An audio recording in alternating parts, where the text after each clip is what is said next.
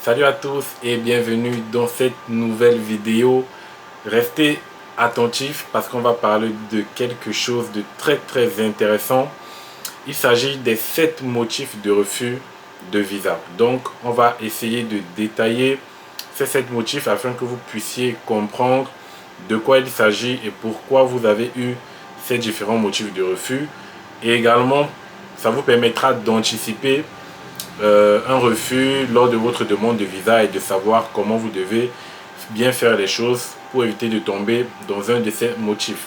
Voilà, donc sans transition et sans générique, je vais me lancer directement et vous connaissez déjà voilà, beaucoup de motifs.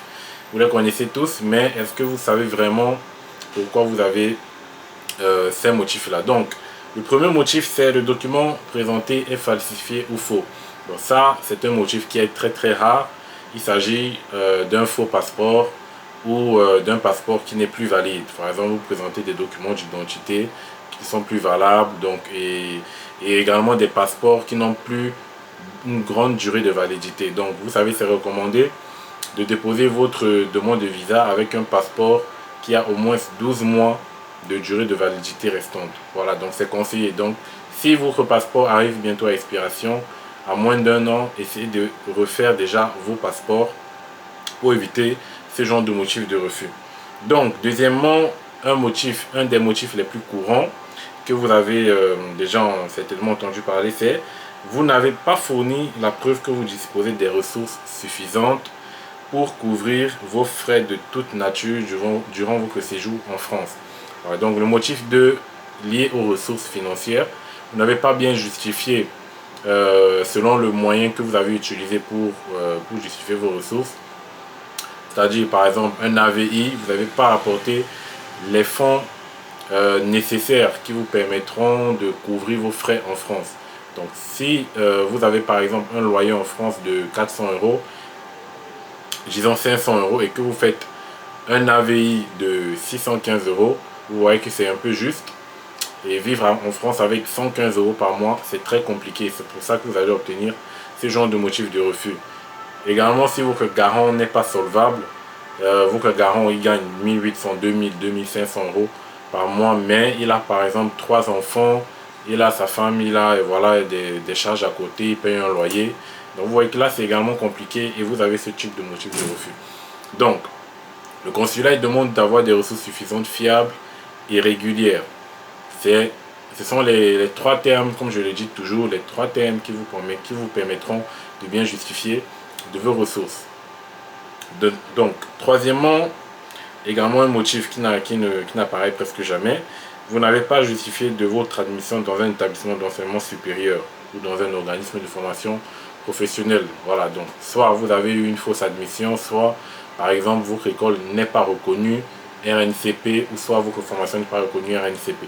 Donc c'est pour ça que c'est conseillé, surtout pour ceux qui sont acceptés dans les écoles privées, de vérifier effectivement si l'école est reconnue, parce qu'il y a beaucoup de fausses écoles qui arnaquent les étudiants étrangers. Donc vérifiez toujours cela. Motif 4, voilà, un motif très récurrent. Vous n'avez pas présenté d'éléments suffisants permettant à l'autorité consulaire de s'assurer que votre séjour en France à des fins d'études ne présenterait pas un caractère abusif. Donc vous savez bien que le motif 4 c'est un motif qui est très ambigu et on ne peut réellement pas savoir pourquoi on a obtenu ce motif. Donc il peut être lié à plusieurs choses. Soit vous avez par exemple un projet d'études qui est incohérent avec votre projet professionnel. Vous avez par exemple choisi une formation qui est en inadéquation avec la formation que vous avez faite précédemment. Donc c'est tant de choses qui vont vous donner un motif 4 parce que l'agent consulaire, si vous avez fait un BTS mathématiques et que vous avez choisi de continuer en BTS, je sais pas, BTS, je sais pas, comptabilité, voilà, par exemple, vous voyez qu'il n'y a pas de cohérence avec les études antérieures. Voilà, il peut exister bien évidemment des cas de réorientation, mais cela doit être bien justifié et cela doit intervenir normalement quand vous êtes encore en début d'études supérieures, pas lorsque vous êtes déjà en licence ou en master et que vous allez recommencer en première année dans une autre formation. Donc là, c'est un peu plus compliqué. Donc, ça peut être lié également à ça. Ça peut être lié, comme vous le savez, à un avis CAC défavorable. Vous avez passé l'entretien Campus France et le conseiller vous a mis un avis CAC défavorable parce que voilà, pour plusieurs raisons. Et donc cela peut vous causer un motif de refus, un motif de refus 4. Donc il y a une multitude de raisons et pour moi en fait le motif 4 il cache en fait plusieurs types d'autres motifs qui n'existent pas dans les 7 motifs. Donc j'ai déjà fait une vidéo dessus où j'explique vraiment les détails du motif 4. Ensuite vous avez les motifs 5. Les informations communiquées pour justifier les conditions de séjour sont incomplètes et ou ne sont pas fiables. Donc là, c'est un motif qui rejoint le motif 2, hein, mais il va un peu plus dans un sens, il va dans un sens plus large parce qu'il regroupe, il tient également compte des ressources et de l'hébergement en même temps. Donc, vous n'avez pas fourni des justificatifs, vos justificatifs en fait sont incomplets ou ne sont pas fiables. Vous avez par exemple déposé, vous avez été hébergé par quelqu'un, mais vous avez oublié de donner l'attestation d'hébergement. Donc là, vous voyez qu'il y a un document qui manque et du coup, vous aurez un motif 5. Pareil, si vous avez un garant et vous avez oublié un de ses relevés bancaires, vous aurez ce genre de motif de refus. Donc, vérifiez toujours ces paramètres-là. Donc, motif 6 et le motif 7, je ne vais pas en parler parce que ça n'apparaît jamais. Donc, ça ne sert à rien de donner des détails dessus.